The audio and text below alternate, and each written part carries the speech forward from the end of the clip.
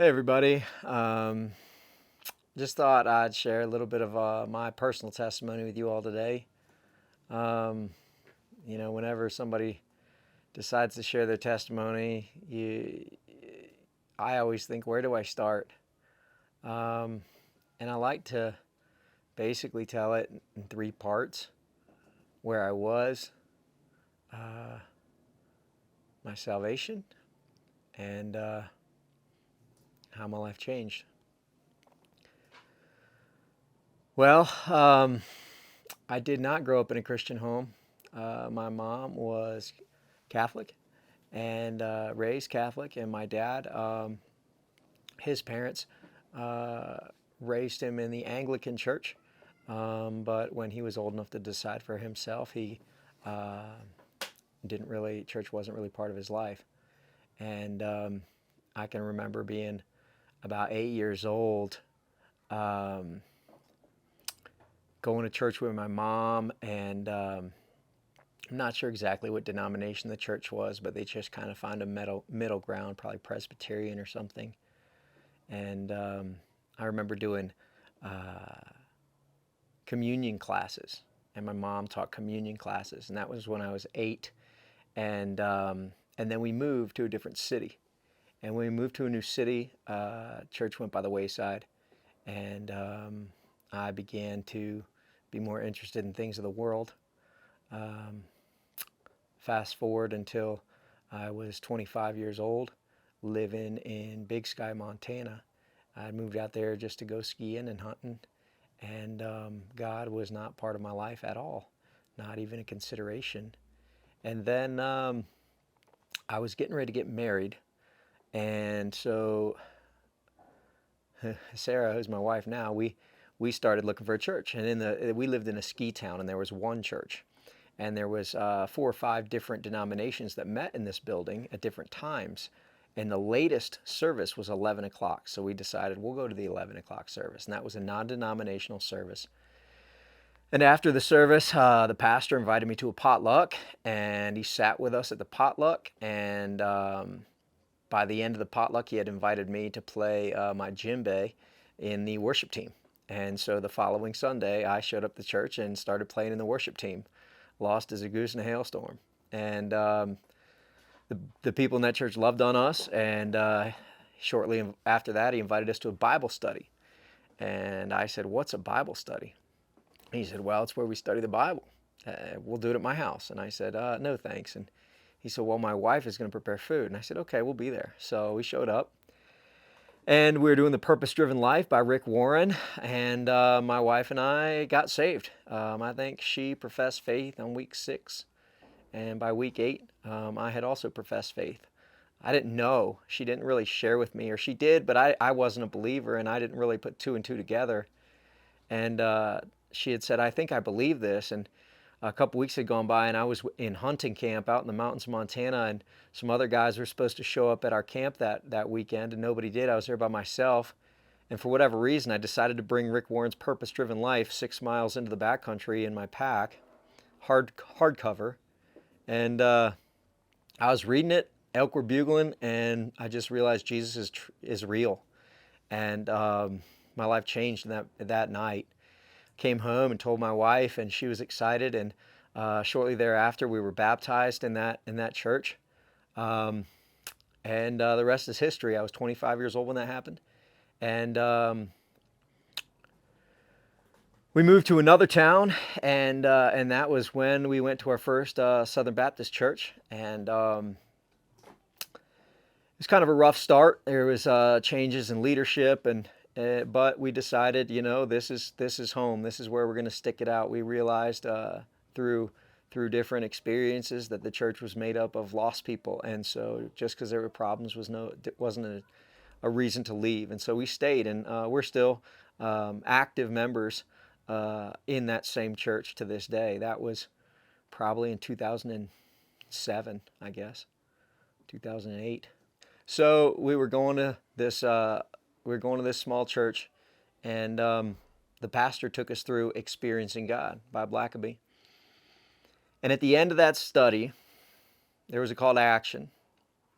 And a friend of mine in the church, about my same age, had also gone through this study with me. And after going through that study, we decided to start a 501c3 nonprofit. And we started an outdoor adventure ministry called Lat 45 Adventure Ministries.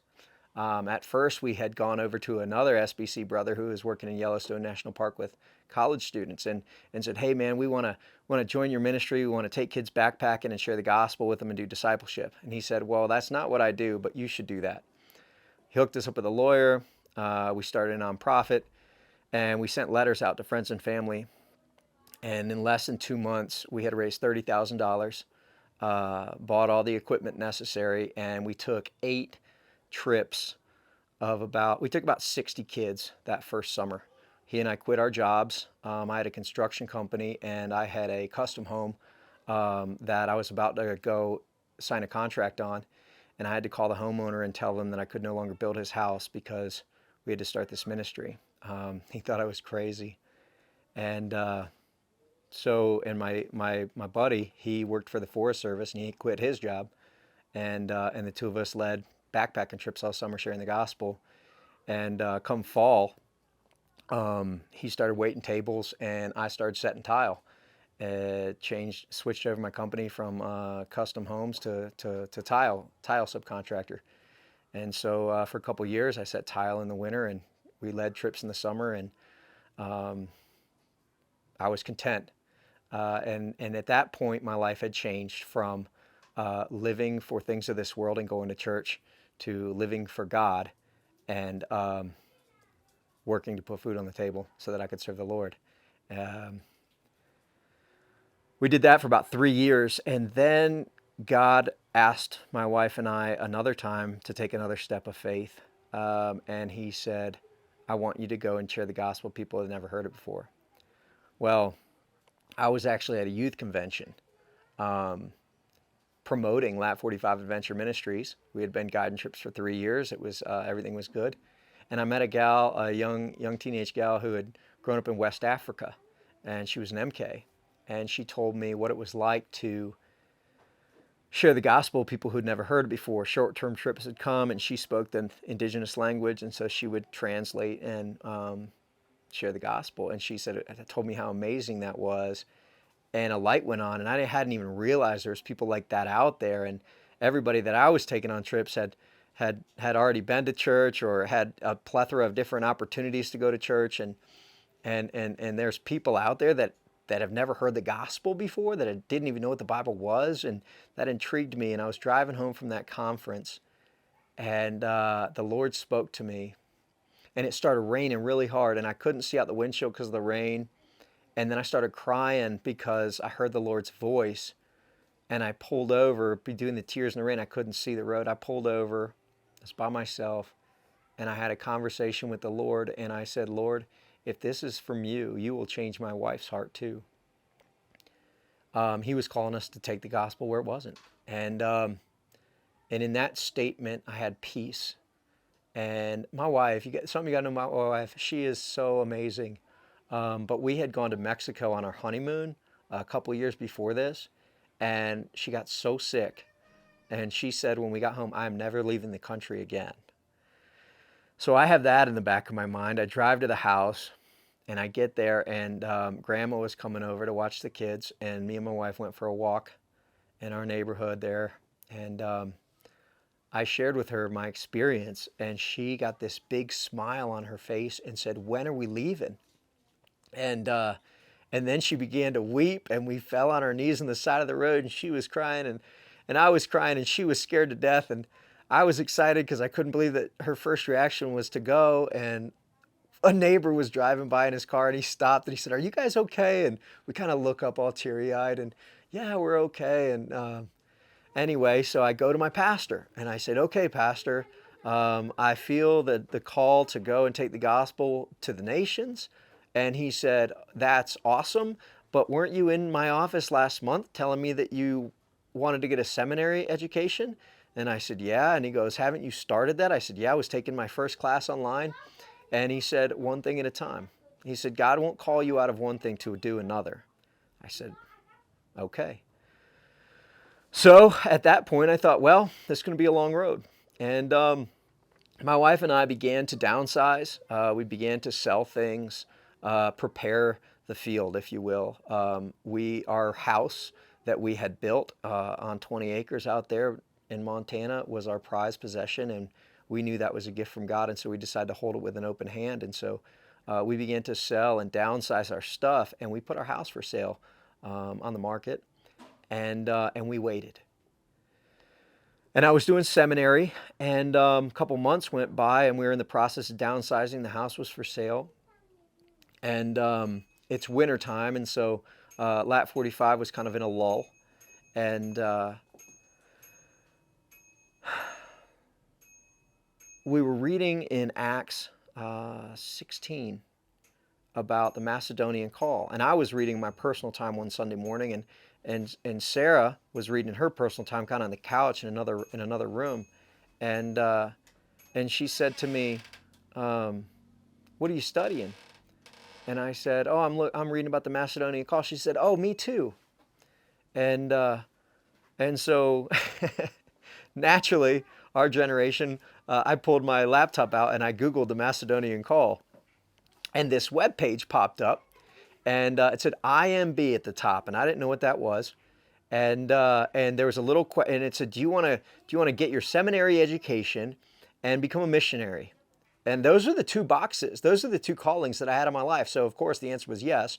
So I went down to the bottom of the page and I filled out a little question block, a comment block on the bottom of the web page, and I said, this is my name, this is my phone number, and I'm interested. And I sent it in.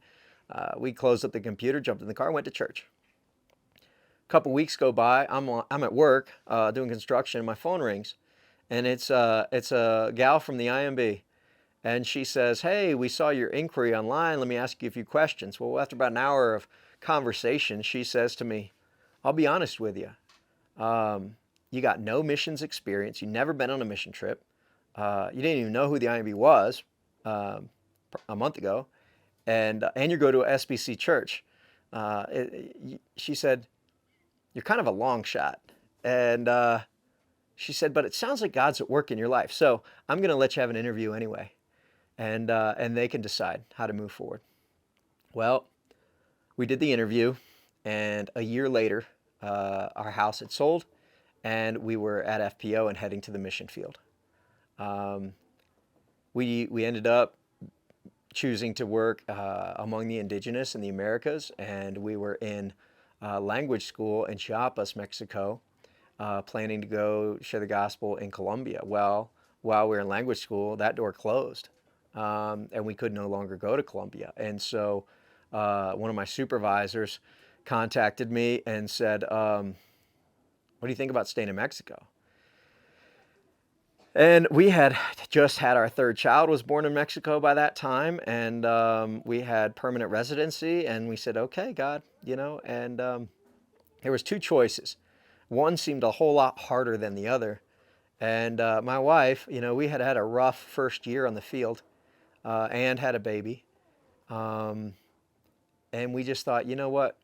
We're going to go where we think. I said, "Where do you want to go, Mo?" I said, "I want to go here." And that seemed like the easier, more convenient choice. And so I said, "Okay, that's what we'll do." And I just didn't have peace about it. But we had decided amongst ourselves, and a couple weeks had gone by, and I just was restless. And I sat down with one of my mentors at the time and just asked him and shared my heart with him. And he pointed me back to Scripture. The next morning, I woke up very early, and I had a list of different scriptures. My wife woke up and she sat down next to me, and I said, "Let me share something with you." I said, "I feel like we need to go this other place, this harder place." And I shared the scriptures with her. I had this list of scriptures that God had laid on my heart. And she just smiled and looked at me and said, "Okay, let's go." And that's how we ended up serving with the Mixtec people. And been serving amongst the Mixtec for 7 years now, almost. And there's been all kinds of connections between our ministry here where we're at and my wife's hometown, Richmond, Virginia, with Mixtecs. And God has just opened so many doors. And looking back, there's no question that this is exactly where He wanted us to be that day so many years ago when that young gal from West Africa shared her testimony with me. That was what God used to start this whole process. And now here we are sharing the gospel with the largest unreached people group in the Americas, and he's producing fruit.